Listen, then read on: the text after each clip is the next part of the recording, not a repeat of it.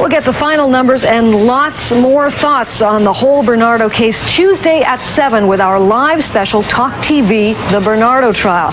We want your views. Fax us, email us, call us, and then join us live Tuesday at 7. Her body dismembered in the shallow waters of Lake Gibson. Kristen French's body was found on a side road. This case is just above and beyond any other murder trial that I've ever covered. Curiosity, that was it. Who with such a sick mind would do something like this? I think the facts will speak for themselves.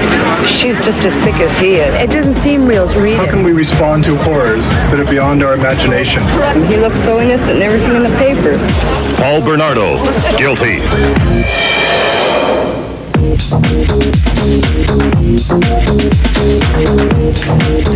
Good evening and welcome to our Talk Television special tonight. Days after Paul Bernardo was convicted of the first-degree murders of Kristen French and Leslie Mahaffey, many questions about the case remain. Carla's deal, Bernardo's appeal, and the other charges he still faces. Over the next hour, we're going to hear from you, as well as our panel of special guests on this night of Talk Television. But first, the victims of this horror.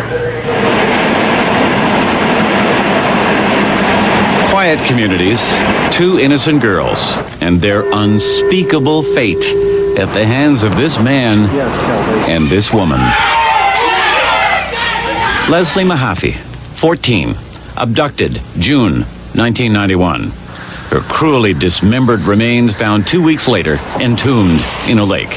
Found on the same day they were married. Less than a year later, 15-year-old Kristen French becomes prey for the Bernardos, abducted walking home from school. And if those were the only images we ever had of Kristen and Leslie, that would be terrible enough. But none of us was prepared for the horrors to come out of that courthouse as we learned of the final hours of their lives. A chronicle of degradation, dehumanization, and torture. He said it was to satisfy an out-of-control sex life. He said that he enjoyed violating a screaming Leslie Mahaffey as punishment. He said he was aroused, waiting for a sobbing Kristen French to perform sex acts on him. Can we begin to imagine what they suffered? Or the sufferings of their families. And to be in that courtroom, to hear the soul-shattering screams of the two girls, that could only be the peak of the agony they had carried for so long. You want to know that we are thinking of you and that everything can be done is being done. We love you, Kristen, and we are constantly in our thoughts and our prayers. We'll get you home real fast. Thank you. A father's tearful appeal that we'll never forget toward the very start of his daughter's ordeal. They'd already had to deal with their daughter's deaths. During the trial, they had to deal with the horror of how they had lived their last moments. To see their girls violated, to hear them cry out. But the families were there through it all. As an ultimate act of love for Kristen and Leslie, they endured. Only the trial. There are many ways for you to join our discussion tonight through our City Online Center. By phone at 870-7716. You can also fax us with your comments or questions at 593-NEWS, N-E-W-S, or email by keying in pulse@citytv.com. We'll start taking your comments and speak live with our panel tonight right after a short break. We'll be right back.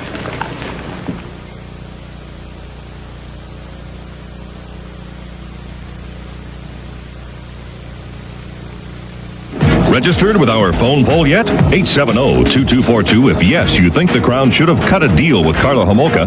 870-4424 if no, you do not.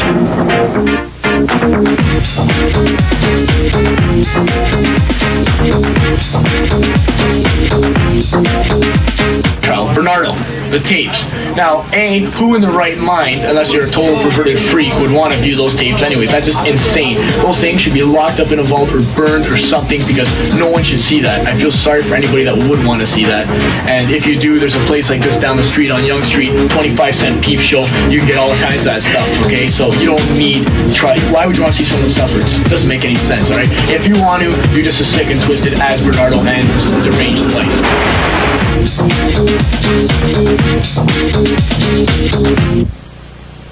Welcome back to Talk Television.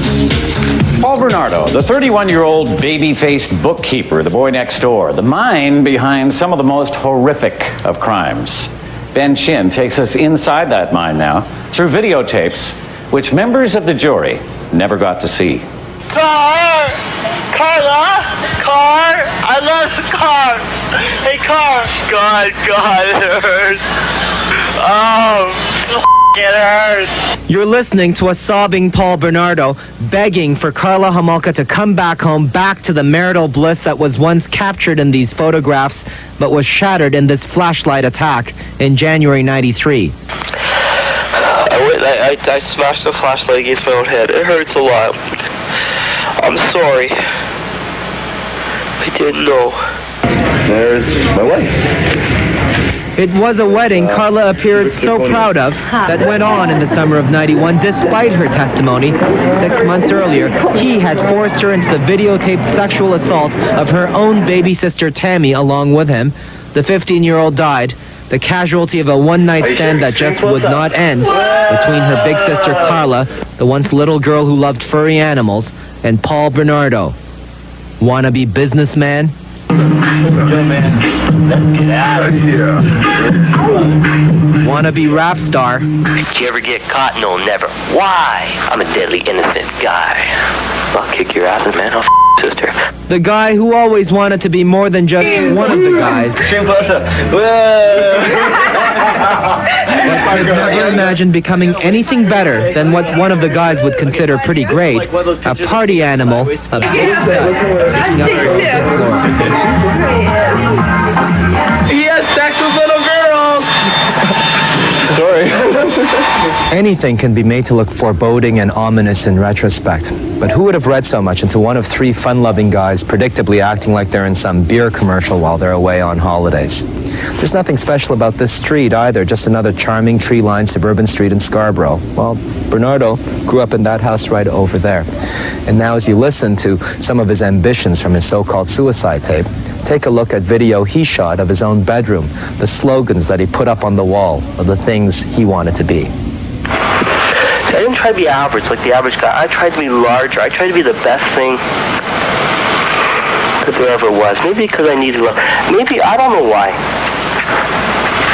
I just really tried to be the best for everybody. I wanted to be the world. Bernardo always wanted to hear larger-than-life praises from his victims, Kristen French and Leslie Mahaffey, on those other videotapes we can't show you, even as they were forced into degrading sex acts inside this house, this perfect little Port Dalhousie bungalow police later ripped apart in a futile search for the videos. Here's the basement, where Leslie Mahaffey's body was dismembered.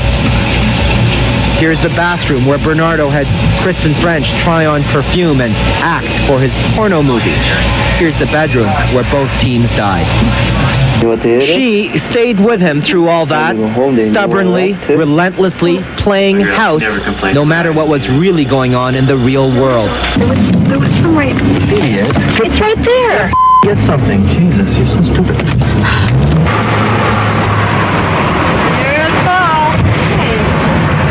That the victims were swallowed up for such absurd, banal fantasies.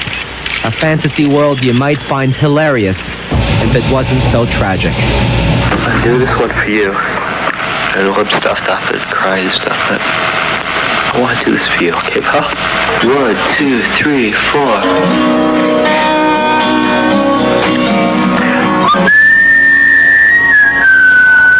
Let's get to members, some of our guests who have shown up here tonight. John Rosen, Paul Bernardo's lawyer, thanks for being here tonight. No problem. How you doing? You were quoted at one time, I guess relatively recently, as saying that this guy was just like the rest of us, basically a regular guy, except for the fact that he had a few problems. Do you really believe that? Well, he is a human being, and he does start off like the rest of us. He has a certain genetic makeup, and he's subject to whatever environmental pressures growing up as some of us are. There's nothing certainly dramatic in his background to give any indication that he would commit some of the offenses that he's alleged to have committed. When it all came out, when you knew what he had done, aside from the fact that you are his lawyer and you must maintain a certain decorum, but as a human being, what kind of things were going through your mind? Well, I try and divorce the client from the allegation, otherwise I lose my objectivity. But, you know, no doubt some of these things are pretty horrendous, and even he admits that they are, and particularly in retrospect. I think he's also come to grips with the fact that he's had a problem, something that I don't think he appreciated at the time that they were happening. You will be launching an appeal, of course. You are on record as having said so. Well, I recommended it. The process is underway. It may take a little bit of time, but certainly that's going to happen. That's only in respect to the murder convictions, because his position has been and always probably will be that he didn't cause the death of these two girls and therefore isn't guilty of first-degree murder. On what grounds will you launch the appeal? Is it you took issue with Judge Lesage's charge to the jury? Will that be the grounds for your appeal? Well, that's one of them. There's been a number of legal rulings as well, and that occurred during the course of the trial. So that'll also form part of it, and there may be other things coming up on the record as well. So, all right, we'll get back to you in a second, John. Part of our interactive format involves a call. We have Craig from Brampton on the line. Good evening, Craig. Good evening. What would you like to say? I just wanted to say that I do agree with the Crown making a deal with Homolka, because I think at that time they didn't have enough evidence to prosecute, and I think her testimony was crucial, and at the time they didn't have the tapes, which is more crucial, I think, but at the time I firmly believe that the Crown did their job. Mm-hmm. All right, thank you for calling in tonight, Greg. Ben Shin has followed the case from the outset, or at least, you know, the legalese part of it. But Lauren Honickman, who also worked in our newsroom, followed it from the very beginning when the crimes were happening and no suspect was had at that time, Lauren. Oh, that's right. I was reading a lot of interesting things in the paper this weekend about possible inquiries and calls for inquiries, and I remember back then doing so many stories looking, for example, for cream-colored Camaros and trying to get information out of the Niagara Regional Police back then. So a whole separate issue of this whole case, and it's so enormous, is the investigation itself and what happened at the beginning and what happened with the police at the beginning when they came so close to having Bernardo, and what lives could have been saved. And there's so much that yet has to come out, and I think back to those years and remembering that back then we had no information, and there was this big fight between the media and the police, and so many things that came out then. Ben, there has been heavy criticism of the police throughout the investigation, throughout the trial. A lot of people said, well, you know, they could have had this guy. For example, the night that Bernardo was driving home with Swiss Chalet in his car, and somebody had followed him with everything but the last digit of his license plate. That's right. There are a couple of women from St. Catharines who called in license plate numbers. One of them got the whole thing right, but I think they had about 12 stalking incidents that year, but they didn't investigate that one. As the author Stephen Williams has talked about, they were more concerned about saw marks on different things that they were sending away to as far away as Memphis, Tennessee. I mean, that's all the background for why you need a deal, at that point from the Crown's office. But I wonder, when you look at our phone poll, the numbers are way skewed against the deal, and I wonder if some of those people are saying, we want to know why you got into the position to make that deal, to have to make that deal. I also have actually a question for that last caller. I don't know if he's still there, but the question is, you may feel that the deal was necessary at the time in order to go after the suspect, but do you think that you needed to cut Karla Homolka another deal once this trial got underway in the Jane Doe sexual assault? Should that have been swept under because she was testifying? We have somebody on the line now from Dundas who began the petition against Carla. Good evening. Hello. What would you like to say? I don't think that they should have made the deal either, the second deal, and I believe that also encompassed Tammy, the sister. Like she told that after they found the tapes, and they said that she sat in jail, I guess, and thought, well, gee, they found those tapes. What about the argument, though, if they didn't do the deal with Carla, they basically had nothing against Bernardo, because at that point they didn't have the videotapes?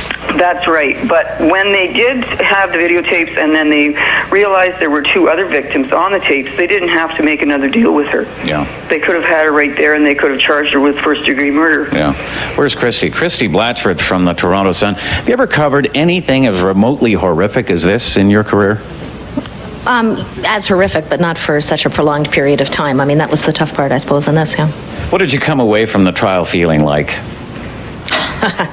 Dreadful, but I mean, tired, emotionally drained, all the things that everybody, I think, involved in it feels, and unsatisfied. I don't blame lawyers for being nervous about the prospect of having politicians try and undo what is done in the court system, deals such as this, but I think what the public is probably owed is some sort of accounting from people in the Attorney General's office, the architects of this deal, just to tell us what their rationale was, to tell us what their thinking was. The only kind of explanation we've ever had came from Ray Houlihan sort of toward the end of the trial, and he wasn't one of the deal makers. I'd like to hear from Murray Siegel and Michael Code, and I think we should. Murray Siegel is basically the architect of the deal, is he not? As I suspect Michael Code is too. I believe he was pretty involved, and I mean, perhaps this was a political decision in the end, coming out of the then Attorney General's office, Marion Boyd, and perhaps she should be asked a few questions too. And that's not to say we should undo it, but that we should be told what the hell went on. We'll get back to Carla's deal and the Bernardo trial right after a short break. We'll be right back with our Talk Television special.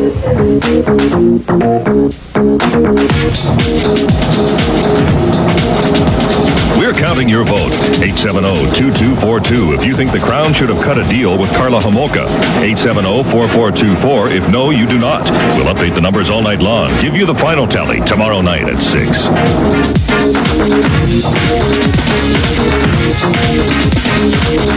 Well, frankly, I don't agree with the deal the Crown struck with Carla Homolka.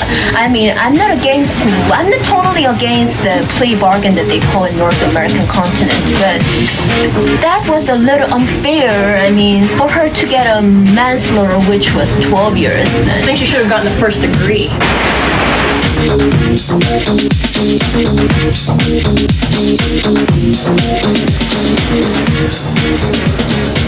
Welcome back to Talk Television. One of the most controversial aspects of the Bernardo trial was the deal cut by the Crown with Carla Homolka, the plea bargain deal. Many people believe that whole thing should be reopened. But first, before we get into that, here's how the deal came about in the first place.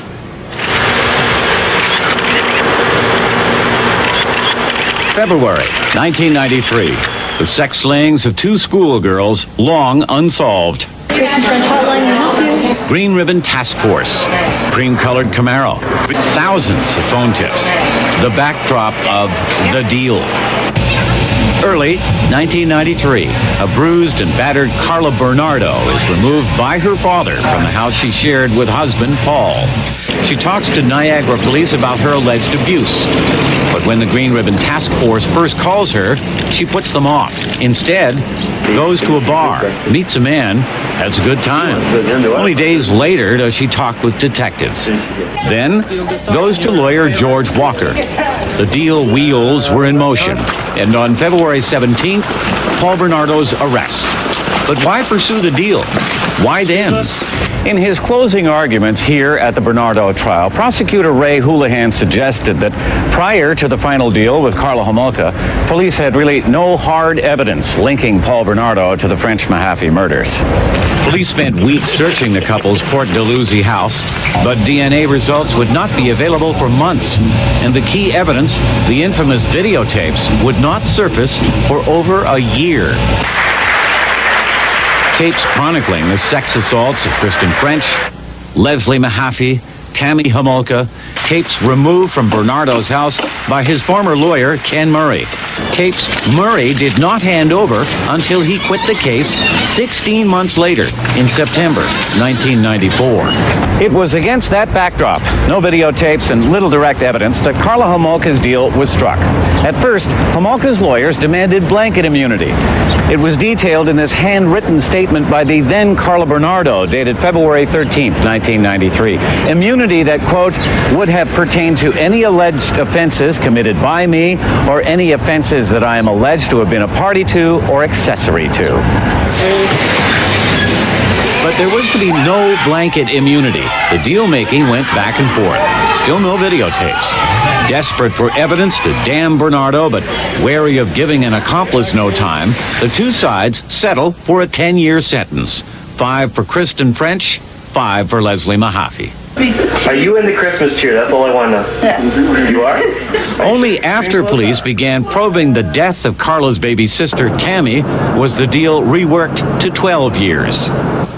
For her testimony, her help, the Crown promised not to interfere with her parole. Then, just this past June, the Crown decided not to charge Homolka for her part in the videotaped sex assault of a woman the court called Jane Doe, an assault Homolka said she did not remember.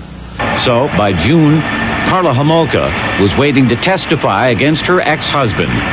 Now she waits for the full parole that could be hers by the summer of 1997.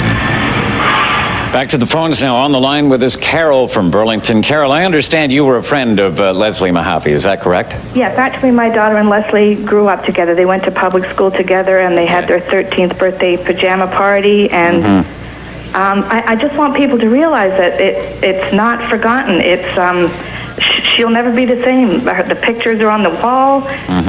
I can't begin to tell you what it's done to our family. Obviously very traumatic for your daughter as well as your whole family, especially at an age of 13, 14. This hits pretty hard. Yes, very hard. It's in North Burlington, we went through hell. We couldn't let our daughters out. We spent times with Debbie Mahaffey, you know, and when the radio announcement came that the body they found had brown hair and brown eyes, we were relieved. Yeah. I had to phone a radio station, and when they identified it as Leslie, I can't tell you what happened. Carol, what did you think of the deal the Crown cut with Karla Homolka? It makes me sick. The whole thing makes me sick. And that lawyer that sits there and says, Paul Bernardo started out normal. He was never normal. He was evil from day one. What he did isn't even human. I know in his heart he knows what we feel like with daughters that we can't imagine must have suffered what Leslie and Kristen did. Adults don't suffer that way. Yeah. Usually their murderers are kinder. This man was an animal and doesn't deserve to live as far as I'm concerned. Yeah. Thank you very much for calling in, Carol, tonight. Thank you, George. These were not the acts of a rational human being. Why didn't you go for a plea of insanity? I'd rather not say. There were a variety of reasons. We had our reasons, and I really can't discuss it. But just an answer to what this lady has to say.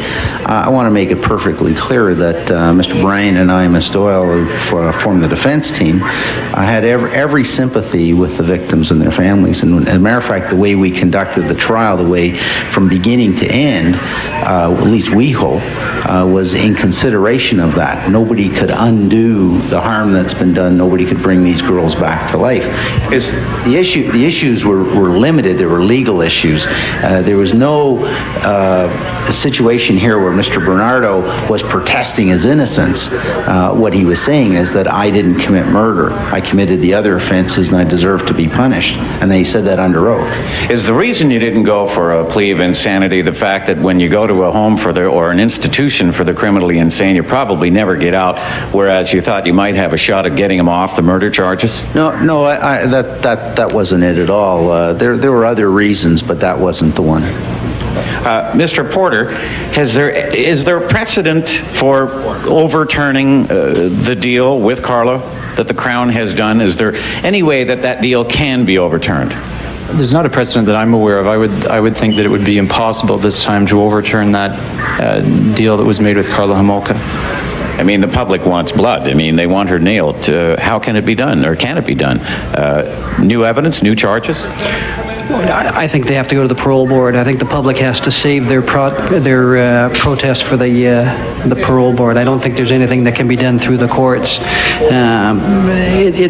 It's hard to understand why there was immunity offered on the Jane Doe transaction, which wasn't part of the original deal, and maybe that will be explained at some point. But so far as the original deal with respect to French and Mahaffey, it's a done deal. Oh, yes, there's clearly an issue with respect to Jane Doe. I mean, let's face it, here's a woman who claims not to have remembered anything. She called 911 twice on one occasion because this woman was in distress. And then the second time to call the ambulance off, and she doesn't remember. I mean, that's just impossible. No one could possibly buy into that story, and the deal that the government made with her this time around, right before she was to take the stand, is just unconscionable. Which brings to mind Ken Murray, Ben. Yeah, absolutely. Where was his mind while this was going on? Well, I don't know. Ken Murray and I haven't spoken since he got off the Paul Bernardo case. There's certainly questions, but only he can answer. He quit over moral and ethical grounds. We don't know when he believed that he had those problems.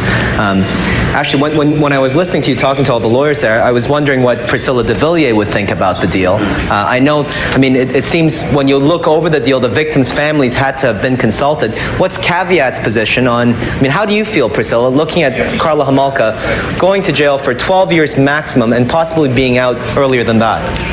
Well, obviously it's very distressing, and I have to say I went into my office for 2 quiet hours yesterday and had over 30 phone calls of people absolutely outraged. So I think there is a great sense of moral outrage. I think we have to remember that when the deal was made with Karla Homolka, they did not have anything else.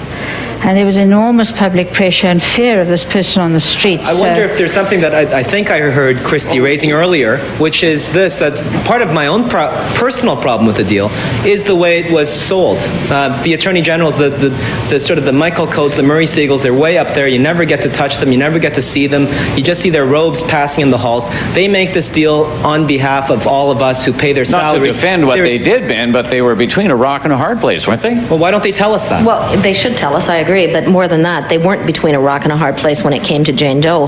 And there was new evidence that the defense brought out at trial, which shows that there were 2 assaults and that Karla Homolka had only barely remembered one. So, there may be grounds to reopen that matter. And there's certainly somebody in that Attorney General's office should tell us what were they thinking, that on the eve of her testimony, they have to offer her and some new protections in the Jane Doe matter. And the other thing is, and Priscilla would be interested in this, is that neither Jane Doe nor her parents agreed to this sort of second deal being offered. They were, in fact, solidly opposed to it. They wanted no part of it, and the AG's office, which was so solicitous of the Mahaffey and French families, basically told them to take a hike. Let's get some equal airtime from the Star here. Your observations on the deal? Well, it was necessary, and the thing to look at here is the tapes were in the house on the 30th, and the deal was signed, the final deal was signed 2 weeks later. They didn't find the tapes. That was what they had to do. What will happen to Ken Murray now? I mean, a lot of people screaming for his head. He had the tapes while this deal was going down. He could have brought them forward. I mean, you did when you had them. Well, I don't think anybody should discuss what's going to happen to Mr. Murray per se, because there's an ongoing investigation and we have yet to see the results of that investigation. However, you're giving me the legal standpoint here. The guy is in serious hot water and should be roundly punished for what he did. Sure John can actually I'm not talk sure about it. I can do that. I'm only defense counsel. I'm not a prosecutor, but I can say as a defense counsel that my understanding of the law clearly is that you're not permitted to suppress real evidence. And if a lawyer comes into possession of real evidence, that lawyer is obliged to turn it over to the authorities. And the other thing is that if you have a question about it, go to the Law Society, ask them for an opinion, and then act on the opinion. From what you just told me, it's case closed as far as Ken Murray's concerned. Let's get back to the phone. Sherry from Toronto. Good evening, Sherry. Hi. What would you like to say tonight? I'd like to know how come he's not getting 25 years per murder, and additional time for each other conviction, and how his lawyer can sit there and call him human when he's far from human. Yeah. Now, why is he getting 25 years and not 2 consecutive sentences? Very simple. You can only get one life to live. And so you can go out and kill 15 people and only spend 25 years? No, you can only spend one life in jail. All right, and you may die there. The sentence is a life imprisonment. Nobody should ever forget that. That's what he's sentenced. Yeah, but the sentence is life, no chance parole for 25 years? That's right. You can't. So it's conceivable the guy could be in there for 100 years. Oh, sure, if he wants to live that long. I mean, I can't imagine why anybody would want to live that long in Kingston Penitentiary. But after 25 years, you make an application. That doesn't guarantee any success. There will be people like Mrs. de Villiers and other friends who will be down there to make the application against him getting parole, and God bless them for that if that's their position and strongly held. I don't have any problem with that. All right, we'll get back to more pertinent issues about the Bernardo case and Carla's deal when our Talk Television special continues after a short break.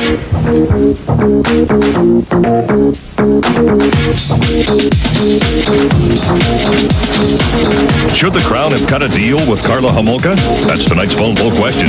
If yes, you think it was proper, call 870-2242. No, 870-4424. Watch for results on City Pulse.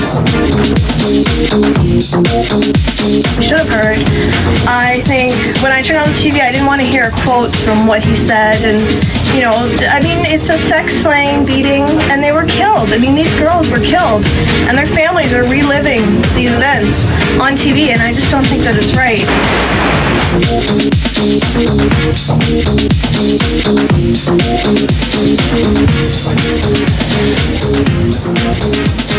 Welcome back to our Talk Television special on the Bernardo trial. As Ben Chin and every other media person here, I'm sure, would agree, this was a grueling and emotional experience, the Bernardo trial, very tough to cover. So tonight, our videographer Dan Petkovsek got a closer look at the media by turning his camera on the people behind the cameras. Walk by and yell stuff at us like, you know, we're parasites, etc., but I think people want to know about it. I just think it's really gross and vulgar and really obscene. Why are we here then? I mean, as I said, we report on things, we don't create them. Has anyone ever called you a ghoul for being here?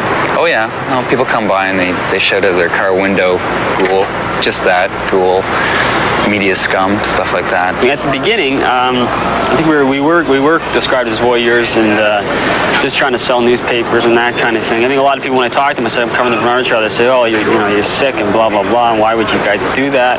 But as details start to emerge about Karla Homolka's role, all of a sudden the tables turn. There's more than just a double murder here. This is about a system that deals with criminals to get other criminals. Karla Homolka was sentenced in a one-day closed-door session 2 years ago. There was a publication ban slapped on that. I think that people wanted to know, no matter how chilling and horrific the details of the crimes were, to see that justice was being served, because, of course, they did not see that in the Karla Homolka trial. These were bright young women in the prime of their lives, and I think by being here every day and writing about it and giving it a lot of attention, that we've made them important to everybody. I hope so. I mean, that's what it's all about. And also to know that, you know, evil walks among us. I mean, it lives next door. It's got blonde hair and blue eyes, and it's cute as a bug, and it can charm the pants off your parents and, you know, off us sometimes. So I think it's all really important. I was anxious to be here, and certainly from a professional perspective, it's probably the biggest story I'll ever cover in my life. Nothing could prepare you for the reality of sitting through, 3.5, 4 months of just the most despicable, nauseating, it's just evil in that courtroom. It's intrusive later on in your day, or it is a part of your life that you would stumble up. You're definitely going to stumble upon it later on. Everyone exposed to this 4-month horror show comes away with their own unique mix of pain and understanding. However, most agree it's far better to know the worst than it is to live in ignorance. I'm Dan Petkovsek, outside the University Courthouse for City Pulse.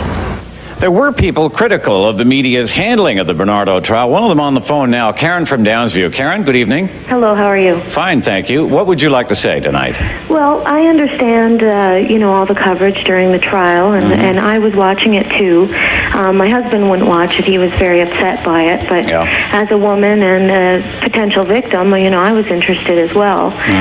But I feel that now we're all playing into this media frenzy by watching programs like this, and I know I can't turn away either. I'd like to be able to turn the TV off. Do you think maybe we're venting a little bit? We have to know more about why this happened and maybe understand a little bit about ourselves as a society as a whole? I think so, and I think that part of it is seeing as much as possible on Paul himself and just trying to understand. I just can't understand myself, but the problem is that I think that we've removed ourselves from Kristen and Leslie, and we've become desensitized, and the fact is that nothing can bring these girls back, and it's all the more horrific that we've turned it into almost entertainment by trying to study Paul. And it had to be covered nonetheless, Karen. I thank you for calling in. I'm not trying to cut you off, but we do have to move along here. Ben, I think we all suffered some bruises on our psyche as a result of this thing.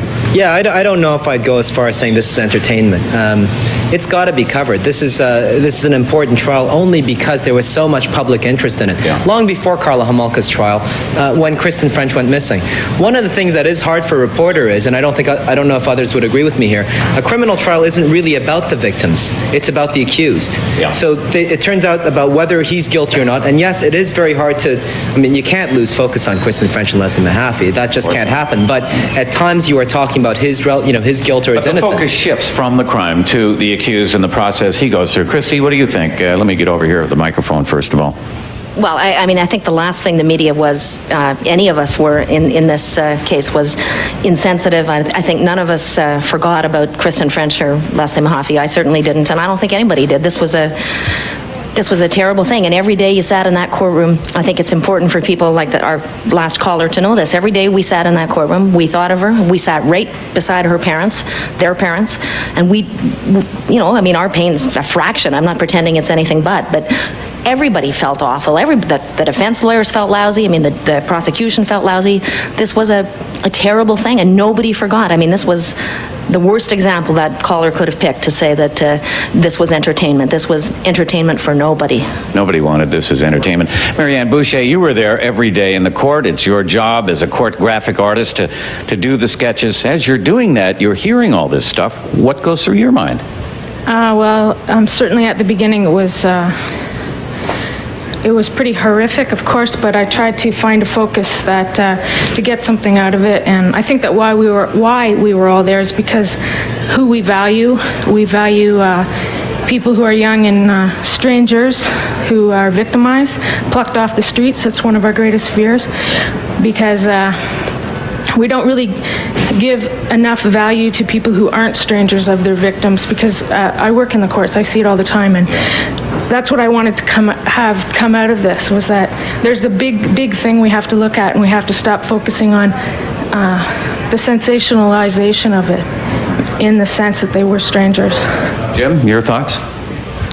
I don't think the victims will ever be forgotten in this. The moments after the verdict, the press conference that was held outside in the steps of the courthouse, the media, there were hundreds of people, and Dan Mahaffey came out with his family and made a prepared statement, and Mr. French came out and did the same afterwards, and there were many wet eyes in that crowd, and I don't think the media are ever going to forget what they heard in that courtroom.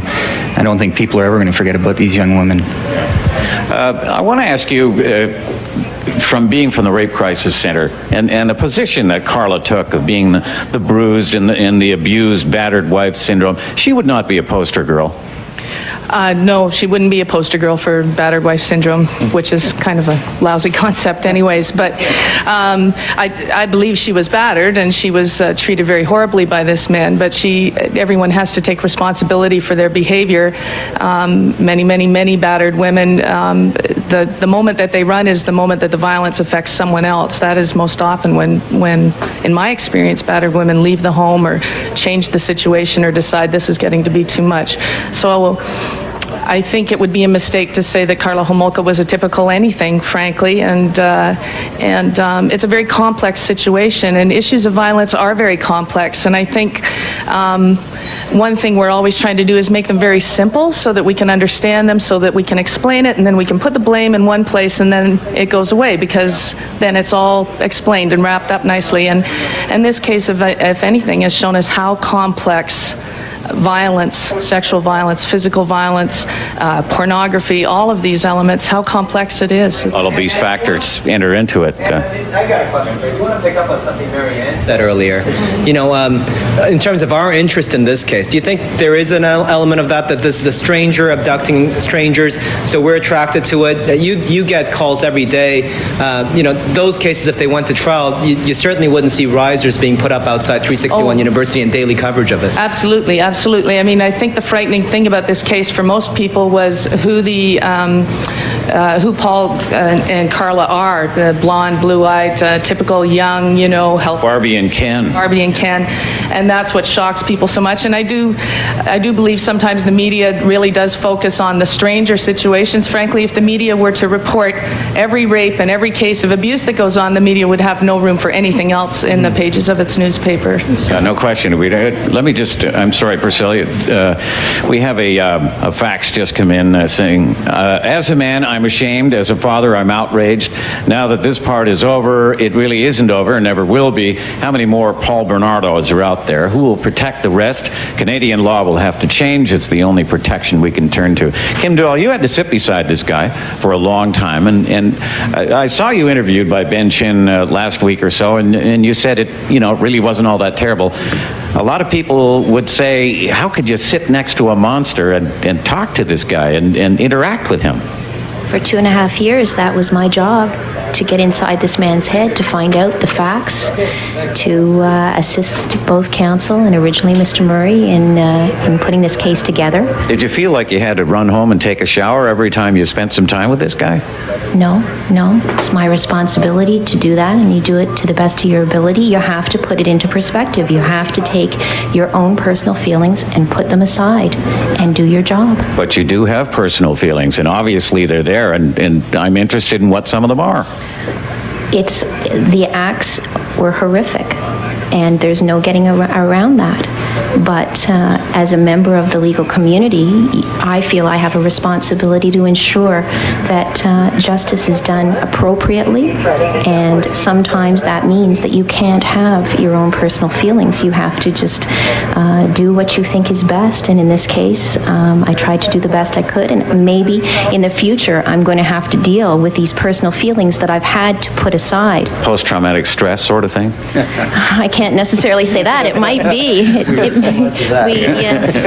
All right, let's get back to the phones. Richard's on the line from Scarborough. Richard, good evening. Yes, hi. What would you like to say tonight? Yes, my question is for Mr. Rosen. How do you feel about the verdict of first-degree murder for Paul Bernardo?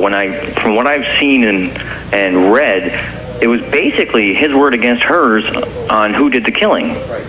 That's right, and quite frankly, when it comes to her word, if she told me it was daylight, I'd have to go outside and check to see the sun shining. So I wouldn't believe anything she says. Now, on the other hand, there was a lot of circumstantial evidence that a jury could use to make certain inferences, and one never knows how they arrived at their verdict. I think that part of the problem was the judge's charge to the jury didn't make the law of murder very clear. That's why we're appealing. Michael, John Rosen here said earlier on that he's the greatest lawyer in Ontario. Something like this. Didn't you say that? No, come here. No, Ray Houlihan said it twice, and Ben asked me if I agreed with Ray Houlihan. I said I didn't agree very much with that, but... And the check's in the mail. Michael, would you have taken the same tack as John Rosen did if you were defending Bernardo? I don't know. I don't know if I'd have called him as a witness. Why? Well, I'm not sure he wasn't... For the benefit of those at home, John Rosen just said if you don't call him, he's dead in the water. Why wouldn't you have called him? I don't think the defense case was any stronger than after Ms. Homolka was cross-examined, and I think it went downhill with Mr. Bernardo because of the way he testified. And that's hindsight, of course.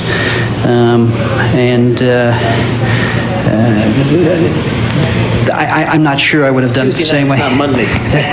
Let's get back to the phones. Nancy's on the line from Mississauga. Good evening, Nancy. Good evening. What would you like to say tonight? My question is directed to John Rosen. I wanted to know how he can sit there and smile pretty for the camera, but not only that, how can he go to sleep at night knowing that he's taking taxpayers' money to defend this criminal? Well, Nancy, let me tell you something. The system is there not for the Paul Bernardos of the world, but it's there to protect people like you and I. And if the system doesn't work for Paul Bernardo, it won't work for you if you get charged, and it won't work for me. So I'm there for you, not necessarily for him. You get the feeling that you're drawing some of the hate directed at Bernardo, that it's, it's some of it's piling up on your head. Hey, it comes with the territory. I mean, it's been happening for 25 years, so it's not unusual. But, I wish people would stop and think about what they're saying. This particular case was a vindication of Canadian justice. We didn't have the media circus and the shenanigans that have been going on in L.A. Mr. Bryant and I, Mrs. Doyle, all started out this case resolved not to turn the trial into another O.J. Simpson trial, and I think everybody should be proud of the fact that the system worked. Our Talk Television special on the Bernardo case and Carla's deal will continue after a break.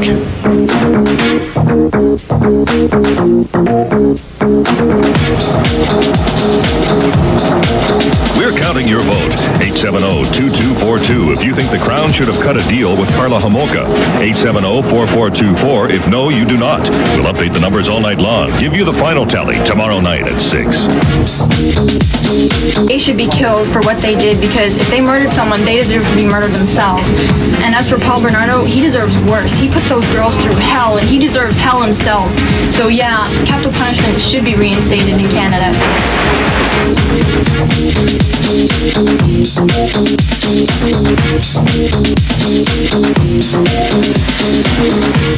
Coming close to the end of our program tonight, only a couple of minutes left. We'll ask for some final thoughts, Ben.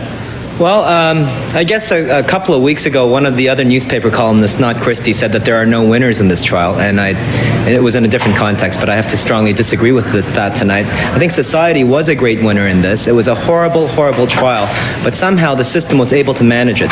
The judge was able to manage it, the defense lawyers were able to, the Crown were able to, the media were able to. The public is good and angry about Karla's deal, and that's a good thing, because that's the way we keep bureaucrats accountable to us and politicians accountable to us. But the whole thing did work. On a personal level, for all that winning that I've talked about, you walk away from this and you are scarred, and you cannot forget the victims. That's the one thing. When I first started this trial, I thought that I would be struck by the horror forever. The horror slips away. The shock slips away. I think the victims' families will remain with me. John, you'll have to carry this one around for the rest of your life. Obviously, you feel you did the best job you could, but defending a guy like this must make your skin crawl at some point. No, actually, being able to defend and put on a defense, a viable defense in front of a jury, actually makes me feel good, because it means that I did my duty. Jury disagreed with our position, but at least, as I said before, the system worked, and it means I can defend the next person with the same vigor and the same confidence in the system. Priscilla, our thoughts and hearts must be with the victims and their families tonight. Yes, certainly. They have now got to pick up the pieces and try to move on. But I think the one lesson that's come out of this is that we must never forget any of the victims of any of these horrendous trials. And I think it's all too easy. And hopefully, if one good thing is to come out of that, it's that we will understand the horror and the pain that is perpetrated on innocent people. Thank you, Priscilla, and thank each and every one of you for being here tonight. We sincerely appreciate your thoughts and your insights into the case, and we pretty well run out of time. We'll have the final results of our phone poll question, should the Crown have cut a deal with Karla Homolka, on City Pulse at 6 tomorrow evening. And for more news, watch for Mark Daly later tonight at 11 o'clock. And on behalf of everyone here, thanks for tuning in, and good night from City Pulse.